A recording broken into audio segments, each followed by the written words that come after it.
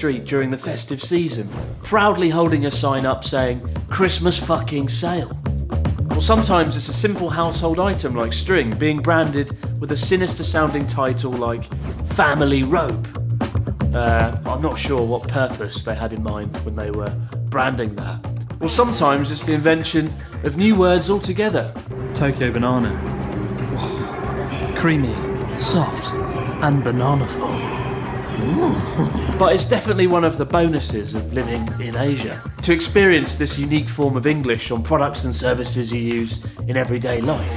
People always ask me to make a day in the life video because they think it'll be fun to watch me sitting in a chair all day eating biscuits. But today I will show you a day in my life through the bizarre and wonderful Japanese English marketing discoveries I encountered on my walk around town yesterday. In the morning I went to a department store downtown to buy some cheap socks, such is the glamorous life I lead. And whilst I was passing through the underwear section, a questionable brand of underwear caught my eye, namely Black Man underwear. Black Man. Super bikini. I don't know if the people behind the brand were being spectacularly bold or ridiculously naive, but curiously all the models on the boxes were white. However, it was the paragraph on the box that really grabbed my attention, outlining the remarkable grand vision behind the Black Man underwear brand. Man has freedom as a man. It is dream, love, and everything else. Black man is pursuing it forever. Black man makes you to be free. It is a nice taste. Clearly, a lot of thought had gone into thinking that up. But there were even different types of Black Man underwear. There was your standard conventional underwear, a bikini, and even a sport edition.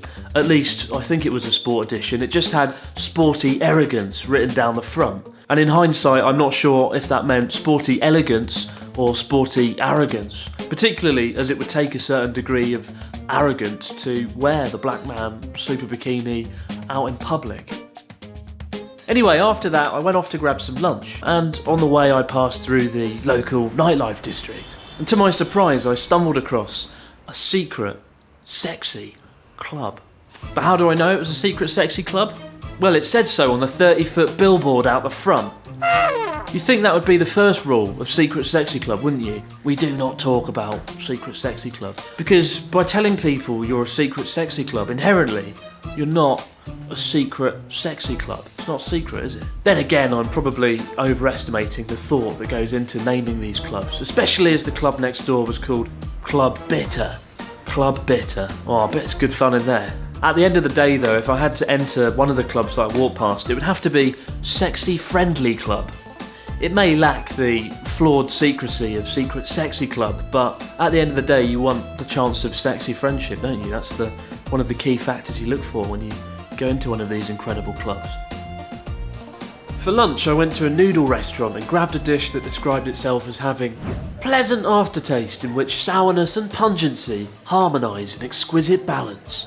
And if that didn't sound appealing enough, it also came with plenty of vegetables, and it was woman friendly, which are two of the essential things I look for when choosing a dish. Weird description aside, it was actually quite nice, and it was also a vegan restaurant, which is somewhat out of character for me. But I'm a bit wary about meat these days, more specifically chicken. Ever since I was walking past this chicken restaurant, and it was a restaurant that specialised in chicken, and on the side there was a picture of a chicken with all the different parts that you could eat.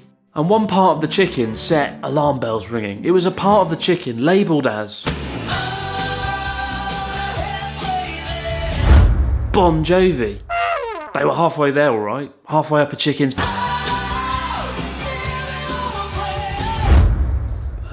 So I've been actively avoiding eating Bon Jovi chicken ever since. After lunch I was walking through a shopping mall, and it was a really annoying shopping mall. Every 2 metres there was a sign saying, "The mall, the bargain." And I couldn't help but think, that's nothing to brag about, is it? One singular bargain. You know, I wouldn't put that everywhere. One of the shops caused me some concern though. There was a discount children's clothing store called Starvations. Starvations. Again, I don't know what compelled them to use that as their name. Presumably at some point during the store's conception, some people in a room thought that up. Maybe we should brand our new chain of children's clothing stores around the theme of childhood innocence and wonder. Nah, fuck it. Let's name it after an extreme form of malnutrition. But in the end, I did actually manage to grab the bargain in the form of this delightful towel. And sometimes there's an item that's got just such brilliant English that you see it and you have to buy it spontaneously there and then. You see, I'm always looking for chances to enhance my masculinity, and what better way than through this men's wide and long towel. Thoroughly wash your manly body. That was a call to arms that I just simply couldn't ignore. And then down here, it also describes itself as a large towel that can thoroughly wash every corner of a bulky man's body. Clean up like a man. Yeah, there's even a corner where you can touch the towel and touch the manliness. Yeah, feels like sandpaper, fuck yeah. Best of all, there's details on the back on how to use this manly towel. Even a small amount of soap will foam well, and the rich and creamy foam will cleanly rid the skin of dirt. Rich, creamy foam, wow, such manliness. I'm gonna have fun with this later. In the evening, I went out for dinner with a friend to a 1950s styled pub chain called Humber, and it's really cheap, the food's amazing, but it's the menu that really blows my mind every time. Honestly, it is the most ridiculous menu I've ever seen. It must have been conjured up by someone who was taking something rather special. For example, above the section for sashimi, for raw fish, there's a drawing of a girl saying, "I think I fit well in sake. Please, Daddy." You what? Imagine if your daughter actually came up to you and said that. Then above that, there's a dish called Monster Priest Octopus Sausage, which sounds like something David Lynch would think up. And what better way to wash that Monster Priest Octopus Sausage down than with cinnamon water of terror. And finally, my own personal favourite, Fly Like a Scallop. I quite like that. It brings back nostalgic memories of Fly Like an Eagle from Space Jam. And although Fly Like a Scallop does lack some of the punch of the original version. But as English menus go, Hamburg's is surely the craziest of them all. So there you have it, a day in the life of crazy English. But how about you? What discoveries have you found on your travels? Let us know in the comments section below. And if you want more bizarre examples of Japanese English, check out last year's video on my reasons why Japanese English marketing is amazing. A colourful waffle design enables the coordination of eye liking. And I read that and I was so confused I actually ended up buying it. So there you go. Thanks for watching, guys. I'm off now to wash my manly body, although it does actually feel like sandpaper. That wasn't an exaggeration. If my face is all red and torn apart in the next video, you'll know I've been using this manly towel. So ugh, God forbid. See you next time. Damn, I quite want to watch Space Jam now. I haven't seen that in like 6